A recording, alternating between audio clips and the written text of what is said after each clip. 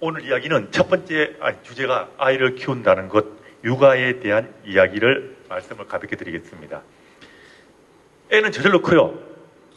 저절로 키우려면 우선 처음부터 애를 저절로 키우기 위해서 애한테 맡겨야 저절로 커요.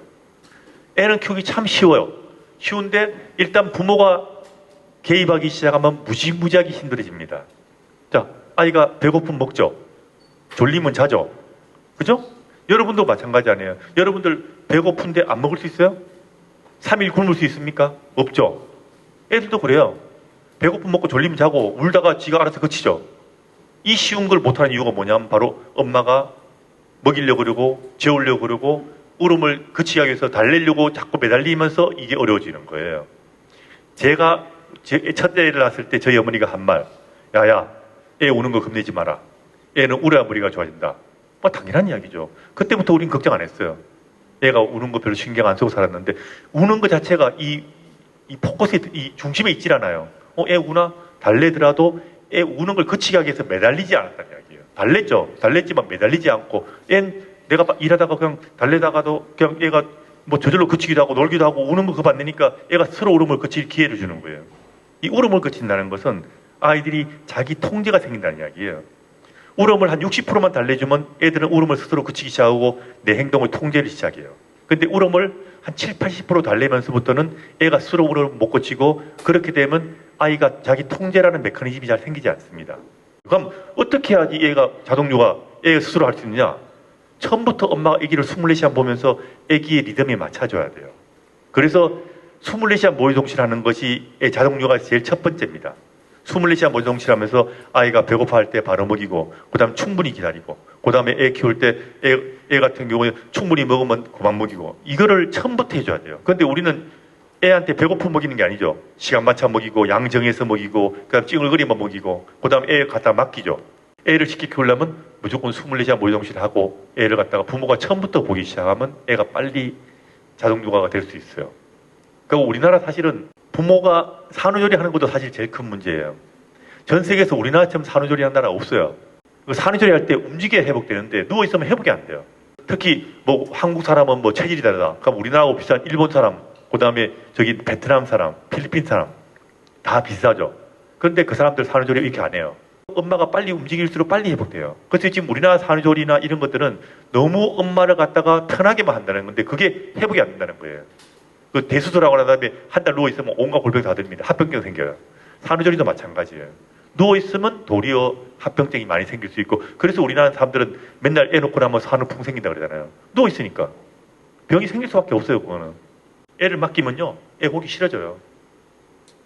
진짜 그래요. 애 키우는 거 진짜 재밌는데 일단 맡기는 순간부터 내 애가 내 가치가 안 와져버려요.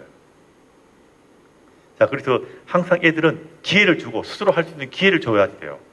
혼자 놀 수 있고 혼자 울음을 거칠 수 있고 혼자서 애가 먹을 수 있는 기회를 주면 모든 게 다 저절로 됩니다. 그러면 엄마 일이 참 줄어듭니다. 얼마나 편한데. 근데 우린 지금 편하지 않아요. 왜?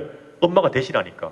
아니 밥도 대신 먹여줘야 되고 잠도 대신 재워줘야 되고 울음도 대신 그쳐줘야 되고 이게 엄마가 어떻게 쉽겠습니까? 진짜 몇 배가 더 힘들어지는 게 육아예요. 그냥 엄마 아빠의 일상에서 애를 키워야 됩니다. 일상생활 속에서 애가 자라면 애들은 모든 게 저절로 돼요. 위에 말한 게. 그리고 아이들이 인생을 살 때 필요한 것들이 참 많죠. 그런 것들이 다 일상생활 속에서 모든 게 이루어집니다. 어릴 때부터 일상생활 속에서 공부할 수 있는 두뇌가 만들어지기 때문에 어릴 때 놀기만 놀면 애들은 모든 걸 다 따라갑니다. 일상생활 속에서. 그래서 여러분들 보면 네덜란드 육아부터 시작해서 모든 나라 육아법들 좋은 육아법들 참 이야기 많이 들었을 거예요. 그죠? 프랑스 육아법. 그 육아법의 핵심이 뭐냐? 애를 놀게 하라예요. 가르치라가 없어요. 아예 거기에는. 무조건 놀게 하라예요. 애들끼리 마음껏 놀게 하라. 그리고 부모하고 애하고 일상생활을 즐겁게 하고 이웃과 어울리는 걸 하게 하라. 그게 우리 전통 육아하고 똑같은 거예요. 그러면 애들은 저절로 커요.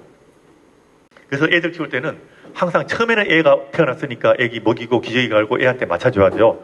애들은 원래 특히 1, 2주에는 모든 게 다 애 위주로 가야 되고요. 한 달만 되면 그때부터는 서서히 부모 위주로 바뀌어가야 되고요. 100일만 되면 이제는 엄마 아빠가 일상으로 돌아가야 되고 가정의 중심이 부모 중심으로 돌아가야 돼요. 육아에서는요. 애기 중심 육아라는 건 없습니다. 전 세계 어디에도 없고 인류 역사상 애들 중심의 육아는 없습니다.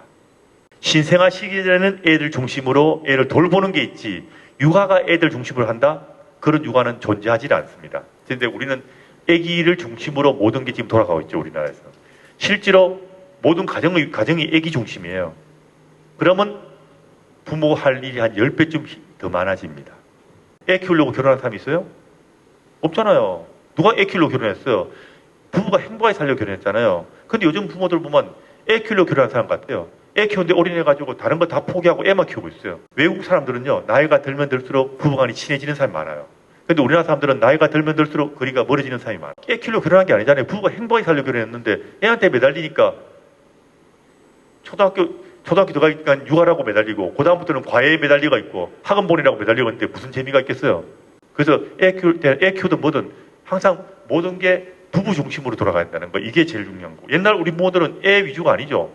모든 게 부모 위주였죠.